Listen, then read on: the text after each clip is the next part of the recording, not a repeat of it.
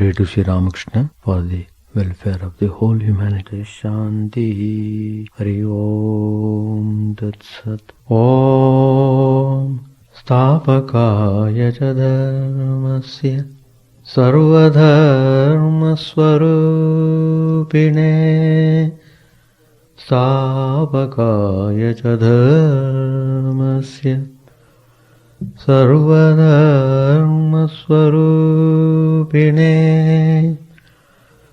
Avatar Varishtaya Ramakrishna Te Namah. Asato ma sadgamaya Tamaso ma jyotirgamaya Mrityorma mritangamaya. Om Shanti Shanti Shanti. Let us bow down to Sri Ramakrishna, the embodiment of all religions, the Supreme God Incarnate. Let us pray to Him to lead us from the unreal to the real, to lead us from the darkness of ignorance to the light of knowledge, to lead us from death to immortality. Today's topic is the way to bliss. How Sri Ramakrishna has taught us the way to bliss. They are all well recorded in the Gospel of Sri Ramakrishna. All the teachings of Sri Ramakrishna are well written. Bliss means the supreme joy. That is called bliss. When you get the maximum happiness, everlasting happiness, that is called bliss. People, no doubt, are getting some kind of joy in the world. People are joyful in earning more and more money. People are joyful in making properties. There are so many ways. People are joyful in sports. Some people find joy in climbing the mountain. There was one young guy here in Chicago. He was studying medical school. He had completed. For some period of time, he was free. The idea came to him that he should go for mountain climbing in India. That is Himalayas. He went there, took training, because the Nepalis, they have got teaching personnel. So they will teach and then they will show the technique to climb the mountain. And this boy selected a mountain. There are so many mountains are there in the Himalayan range of different heights. And it's not easy, first of all. And one has to rise by climbing the rope. There are so many ways. If you see the pictures in TV, you will know how difficult it is and how dangerous also. Well, this boy was finding joy in doing such adventurous things. So there are so many types of joys in the world, and people really, they are able to sustain the life on account of some kind of joy they are getting in this world, in this life. But then, all the joy, whatever the people find in the world, they are not comparable at all to the spiritual joy. The sum total of all the joys in the world will not equal even to 1% of the spiritual joy. So, that's the difference, the gulf of difference. And here, in the joy which the people generally experience in the world, will not be there forever. Many times people get frustrated because they are not able to get more joy. Many times they get disappointed. All sorts of things do happen. Anyway, these are the things that attract the persons, the people. The mind is just drawn towards the joys of the world. But then they are not really happy. Somehow they drag the life on. And Sri Ramakrishna here clarifies very clearly, as long as the mind is sitting or hankering after the joys of the world, it is rather very difficult to get the glimpse of spiritual joy. So the joy in the world makes a man worldly. The joy of getting money, the joy of getting name and fame, the joy of getting power, position. So that means he is firmly fixed into this world, and he feels that whatever things are to be achieved are to be done here. So he doesn't believe what would happen after he dies. That question doesn't arise. He doesn't even think about that. He doesn't even think that he will die one day.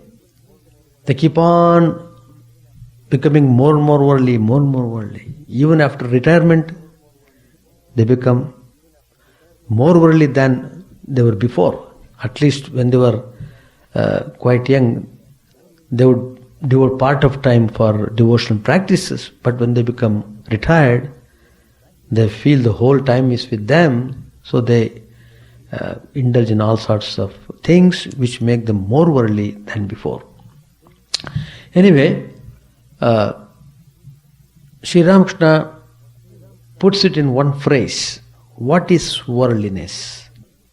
It is lust and gold. That's all. So all the types of worldliness are just included in this lust and gold. So, what are the things that control the mind? That we have to understand. You know, Bhagavad Gita tells about 3 gunas, sattva, rajas and tamas. These gunas, they control the man. The man is under the control of these gunas. He is just dancing to the tune of these 3 gunas, sattva, rajas and tamas. It is excellent to know about the play of these gunas. And Sri Ramakrishna compares these gunas to 3 robbers. They are robbers. So you have to be aware of them. As long as sattva exists, it calls on rajas for help. And rajas can get help from tamas. The 3 gunas are so many robbers. Tamas kills and rajas binds. Sattva, no doubt, releases man from his bondage, but even sattva cannot take him to God. It cannot take him to God. But it shows him the way. And Sri Ramakrishna is very emphatic in pointing out what is really bondage. Lust and gold is a cause of bondage. What is samsara? Lust and gold alone constitute samsara. That is the world. It is lust and gold that keeps one from serving God. You won't feel like turning towards God or doing any devotional practices because the mind is totally attracted towards lust and gold. And to demonstrate this, Sri Ramakrishna holds the towel in front of his face and asks the devotee, "Do you see my face anymore?" Of course not. The towel hides it. No sooner is the covering of lust and gold removed than one attains Chidananda, consciousness and bliss. Chidananda means consciousness and bliss. Chit means consciousness, Ananda means bliss. So, we have to understand this very clearly, where we are and what we should do. Everything depends on that. So Sri Ramakrishna has defined clearly who are worldly people, who are spiritual oriented people. Worldly people, they keep themselves engrossed in what? In the joy of sensuous objects. Through worship, on the other hand, the devotees receive the grace of God. And then God's vision comes to them. Then they enjoy Brahmananda, the bliss of Brahman. Once they get that joy, they never go after the worldly joys anymore. They don't want them, and mind doesn't slip down, doesn't go seeking those worldly joys. And again Sri Ramakrishna tells, one cannot see God unless Maya steps aside from the door. And he gives the example, Ram, Lakshman, Sita, they were walking in the woods. Sri Ramachandra was in front, Sita walked in the middle, and Lakshman followed them. But Lakshman could not see Rama because Sita was between them. In like manner, man cannot see God because Maya is between them. But Maya steps aside from the door when God shows His grace to the devotee. Herein comes the importance of grace, God's grace. Somehow you must try to acquire God's grace. Once you become recipient of God's grace, then you will see how Maya just steps away, steps down. It clears the way. And Sri Ramakrishna gives the example of a visitor. A security is standing in front of the door all the time. Suppose if somebody wants to meet the master of the home, he comes at the door and immediately the security will ask the master, "Sir, please command us, then we shall let him pass." He takes the permission of the master. If master says, "Allow him," the visitor is allowed. Then again explaining Brahman, Sri Ramakrishna tells, like the Akasha, the infinite space, Brahman is without any modification. It is free from modifications. But then it has become manifold because of Shakti. Because of Shakti. Again, Brahman is like fire which itself has no color. The fire appears white if you throw white substance into it. It becomes red if you throw red. It becomes black if you throw a black substance. The three gunas, sattva, rajas and tamas, they belong to Shakti alone. Brahman itself is beyond the three gunas, trigunatita. What Brahman is cannot be described. It is beyond words. It is a thing to be experienced, and once a person experiences that, he is in samadhi. He enjoys tremendous bliss. So that which remains after everything is eliminated by the Vedantic process of neti, not this, and which is of the nature of bliss, is Brahman. Brahman means bliss. It is always associated with bliss. Never, even for a moment, think that Brahman is dry. No.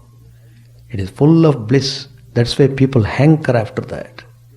That's why Swami Vivekananda requested Sri Ramakrishna to allow him to be in Nirvikalpa Samadhi, to allow him to go and spend time meditation in Himalayas.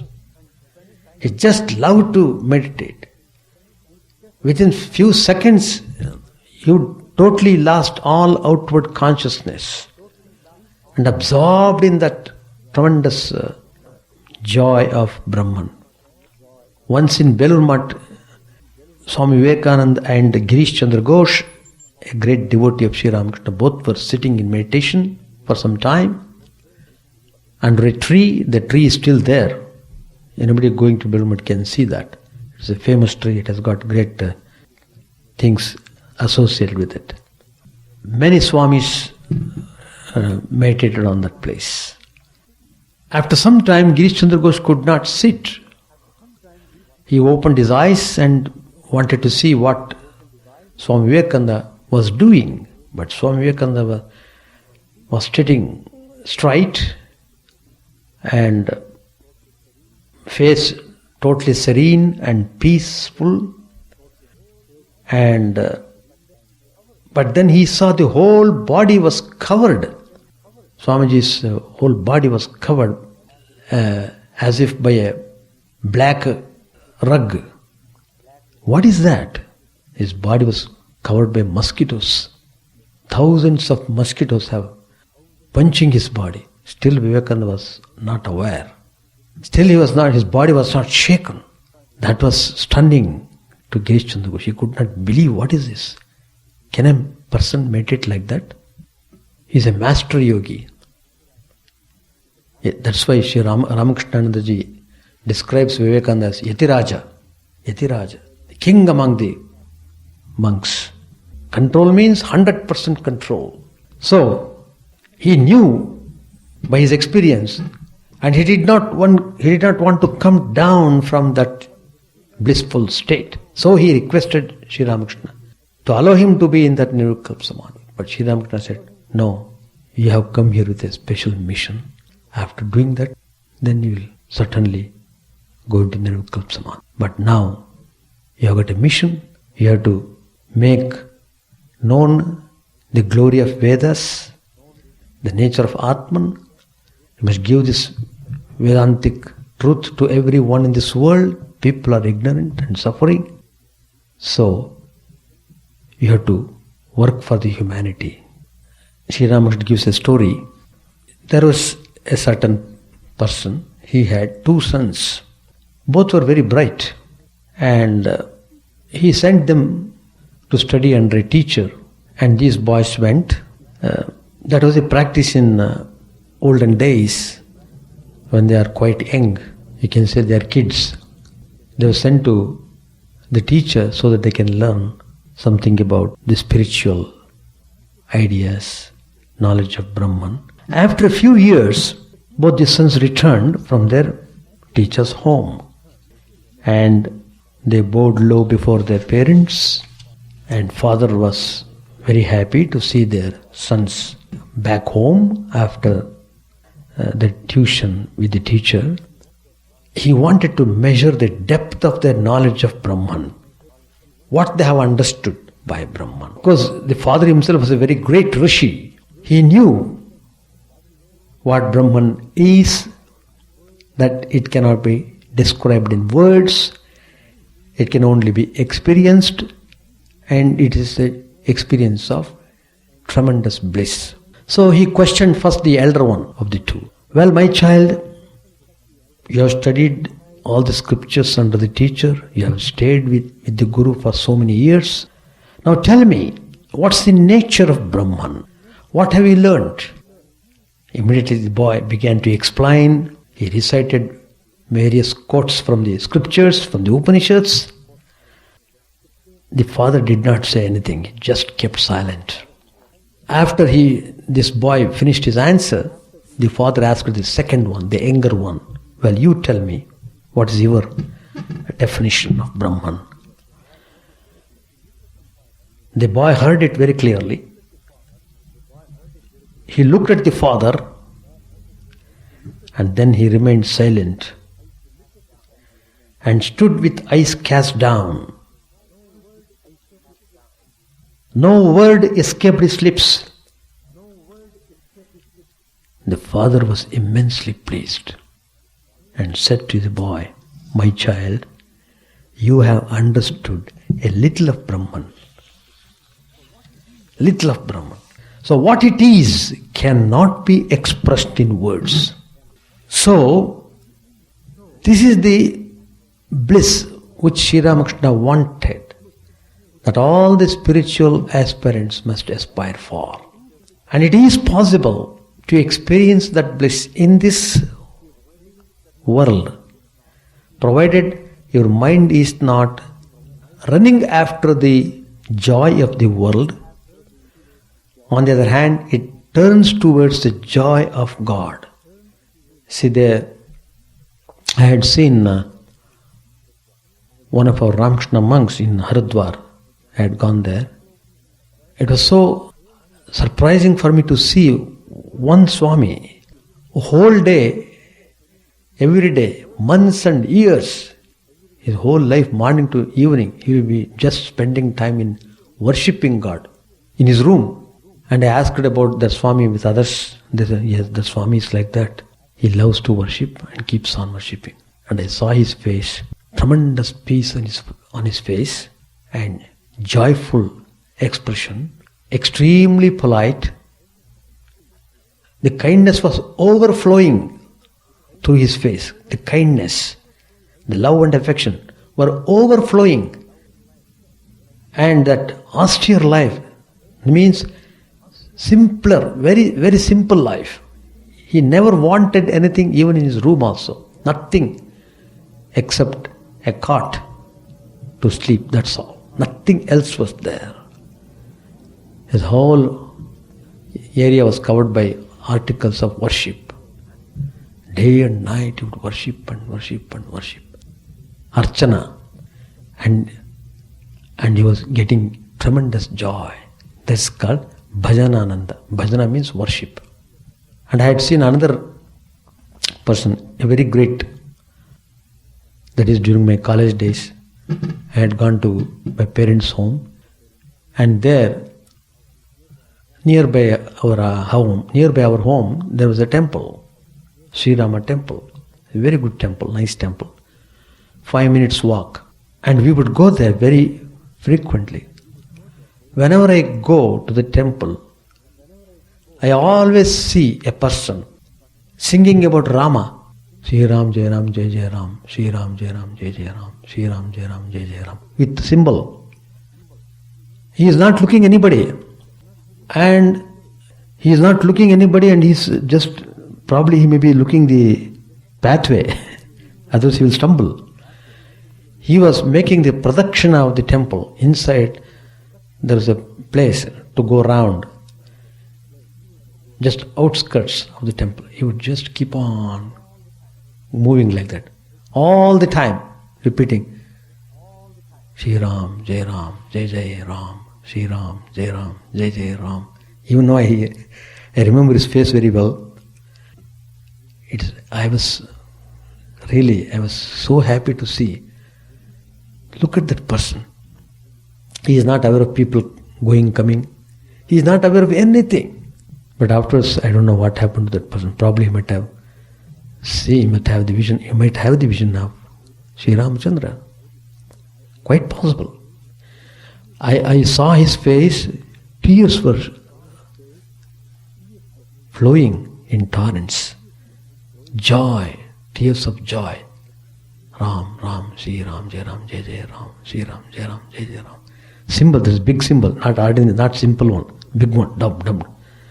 Big sound it gives.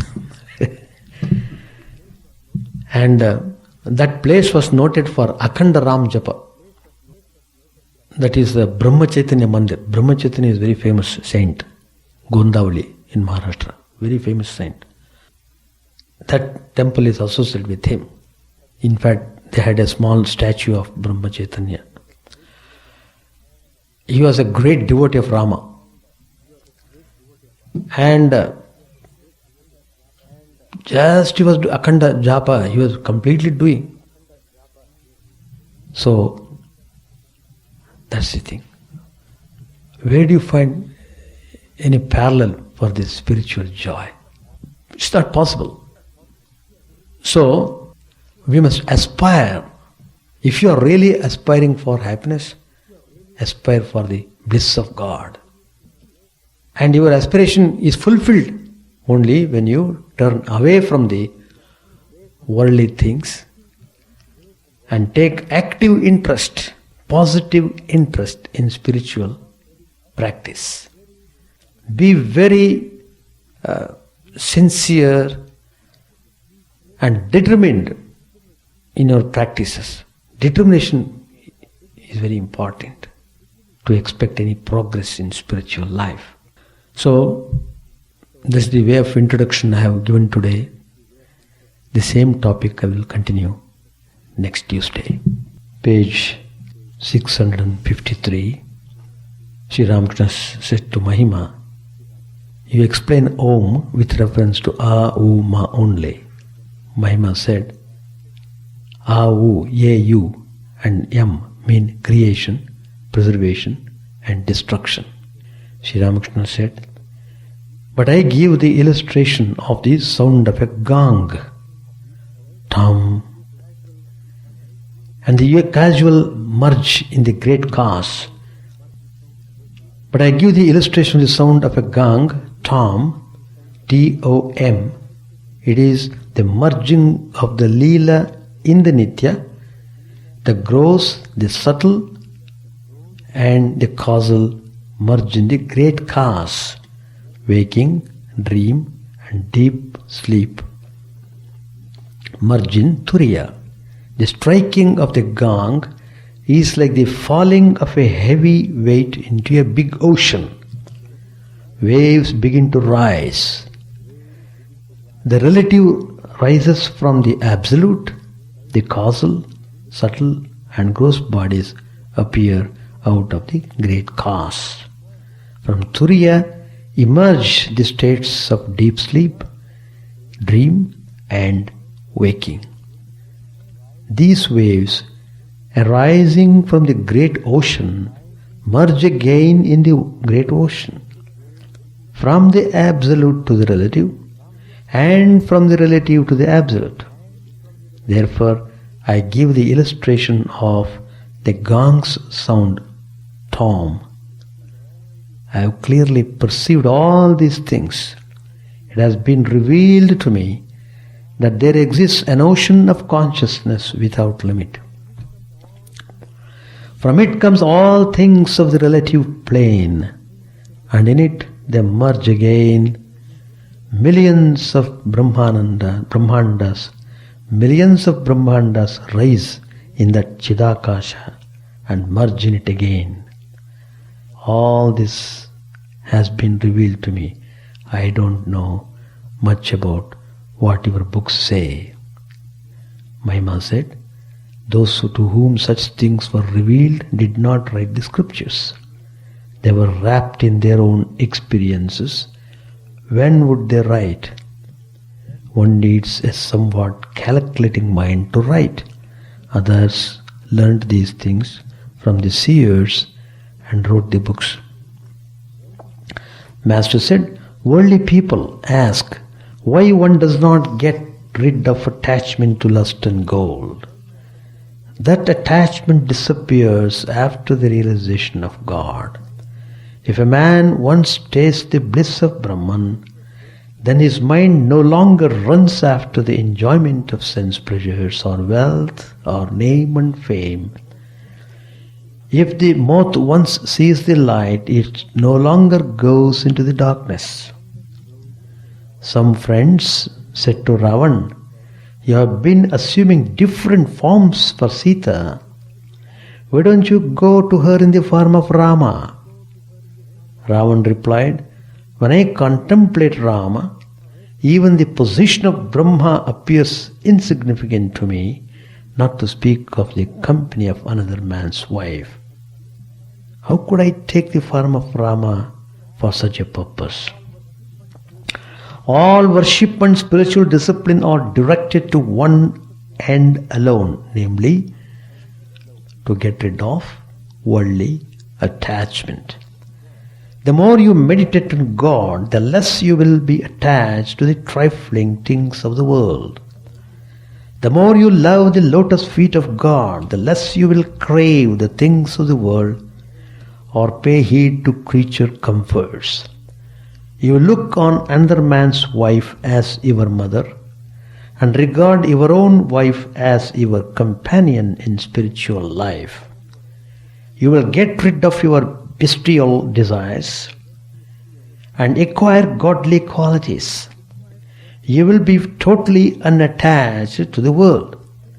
Though you may still have to live in the world, you will live as a Jivan Mukta. The disciples of Sri Chaitanya lived as householders in a spirit of detachment. You may quote thousands of arguments from Vedanta philosophy to a true lover of God and try to explain the world as a dream, but you can't shake his devotion to God. In spite of all your efforts, he will come back to his devotion. A man born with an element of Shiva becomes a Jnani. His mind is always inclined to the feeling that the world is unreal and Brahman alone is real. But when a man is born with an element of Vishnu, he develops ecstatic love of God. That love can never be destroyed. It may wane a little now and then when he indulges in philosophical reasoning, but it ultimately returns to him increased 1,000-fold. One more thing I wanted to tell about the topic of today, the way to bliss. One incident I want to tell, which, the great Acharya, Sri Ramanujacharya,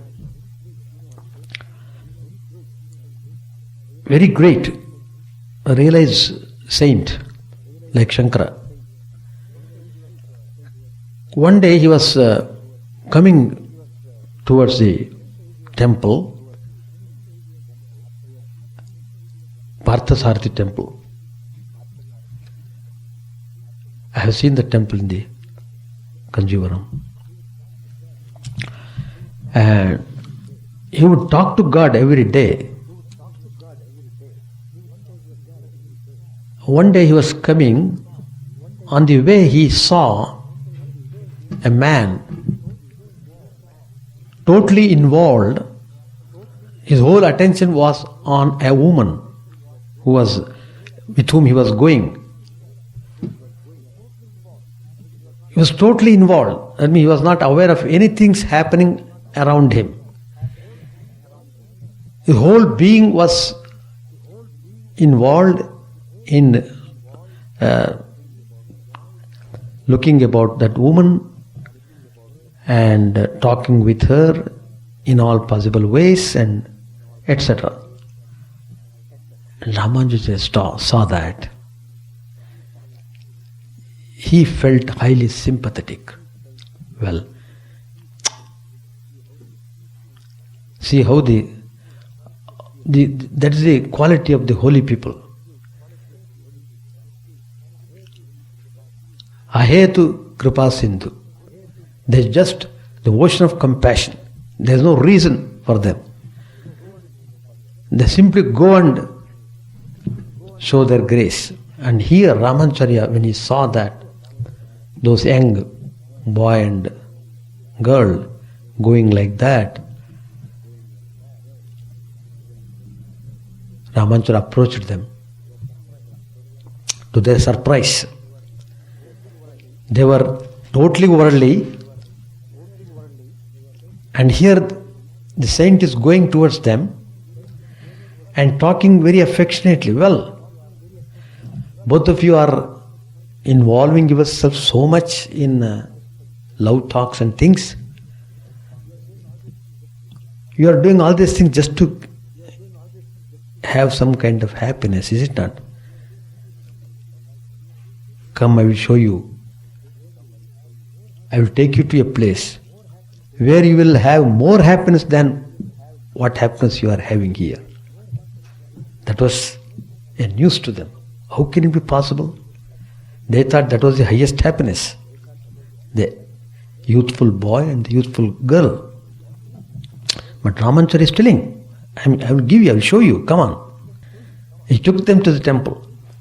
Of course, Sri Ramacharya's grace is there. And when they were taken there, they saw Parthasarathi, Lord Krishna, beautiful form. When they saw it, all the impurities, the impure form of love itself, they were all just taken out from their mind.